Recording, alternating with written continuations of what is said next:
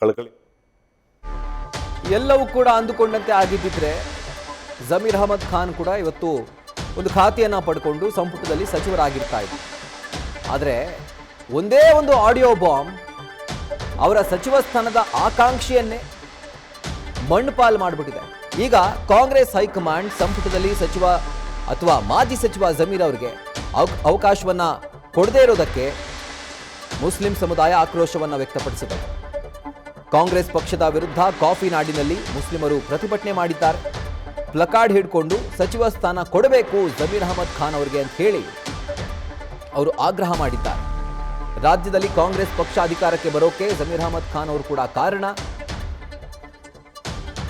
ಅವರ ವಿರುದ್ಧ ದೊಡ್ಡ ಷಡ್ಯಂತ್ರ ನಡೀತಾ ಇದೆ. ಸಚಿವ ಸ್ಥಾನ ಸೇರಿದಂತೆ ವಿಧಾನ ಪರಿಷತ್ ಟಿಕೆಟ್ ನೀಡುವಲ್ಲೂ ಕೂಡ ಕಡೆಗಣನೆ ಮಾಡಲಾಗಿದೆ. ಹೀಗಾಗಿ ಆ ಒಂದು ಅನ್ಯಾಯವನ್ನು ಸರಿಪಡಿಸಲಿಕ್ಕೆ ಜಮೀರ್ ಅವರಿಗೆ ಸಚಿವ ಸ್ಥಾನವನ್ನು ಕೊಡಬೇಕು ಅಂತ ಹೇಳಿ ಮುಸ್ಲಿಂ ಸಮುದಾಯ ಕಾಫಿನಾಡು ಚಿಕ್ಕಮಗಳೂರಿನಲ್ಲಿ ಪ್ರತಿಭಟನೆಯನ್ನ ಮಾಡಿದೆ.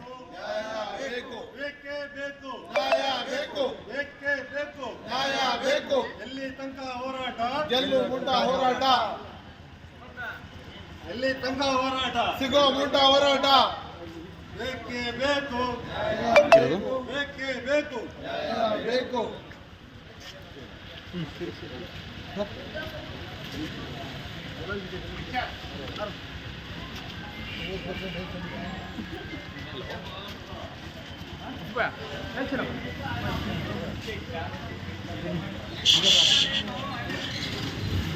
ಕಾಂಗ್ರೆಸ್ ಪಕ್ಷ ಅಧಿಕಾರಕ್ಕೆ ಸರ್ಕಾರ ನಡೆಸ್ತಾ ಇದೆ ಅಂತಂದ್ರೆ ಅದು ಯಾವುದೇ ಉನ್ನತ ಮಟ್ಟದ ನಾಯಕನ ಪ್ರಭಾವದಿಂದಲ್ಲ.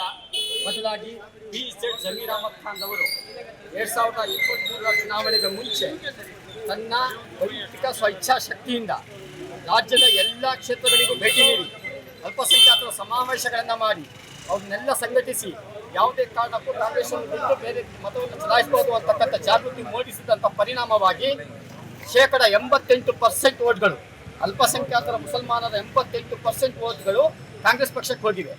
ಬೇರೆ ಯಾರ್ಯಾರು ಅಧಿಕಾರಗಳನ್ನ ಅನುಭವಿಸ್ತಾ ಇದ್ದಾರೆ ಆ ಎಲ್ಲಾ ಸಮುದಾಯಗಳನ್ನ ಹೋಲಿಕೆ ಮಾಡ್ಕೊಂಡು ಬಂದಾಗ ಈಗ ಆಗಿನ ಸಂದರ್ಭದಲ್ಲಿ ಮಾನ್ಯ ಸಿದ್ದರಾಮಯ್ಯನವರು ಮುಖ್ಯಮಂತ್ರಿ ಆಗ್ಬೇಕಾಗಿತ್ತು. ಅದು ಅವರೇ ಚಿತ್ರವನ್ನು ತಗೊಂಡು ಹೋಗ್ತಾ ಇದ್ರು.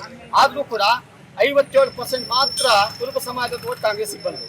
ಆದ್ರೆ ಮೈನಾರಿಟೀಸ್ಗಳು, ಅಲ್ಪಸಂಖ್ಯಾತರು ಎಲ್ಲರೂ ಜಮೀರ್ ಅಹಮದ್ ಖಾನ್ ಅವರ ಕರೆಗೆ ಹೋಗೊಟ್ಟು 88% ವೋಟನ್ನು ಅದಕ್ಕೆ ಮಾಡಿದ್ದಾರೆ. ಎರಡನೇ ವಿಚಾರ, MIM ಪಕ್ಷ JDS ಜೊತೆ ಹೊಂದಾಣಿಕೆ ಮಾಡಿಕೊಂಡು ಕರ್ನಾಟಕದಲ್ಲಿ ಪಾದಾರ್ಪಣೆ ಮಾಡಿ ಪ್ರಯತ್ನ ಪಡ್ತಾ ಇತ್ತು. ಅವರಿಗೂ ಕೂಡ ನೇರವಾದಂತ ಖಡಕ್ ಎಚ್ಚರಿಕೆ.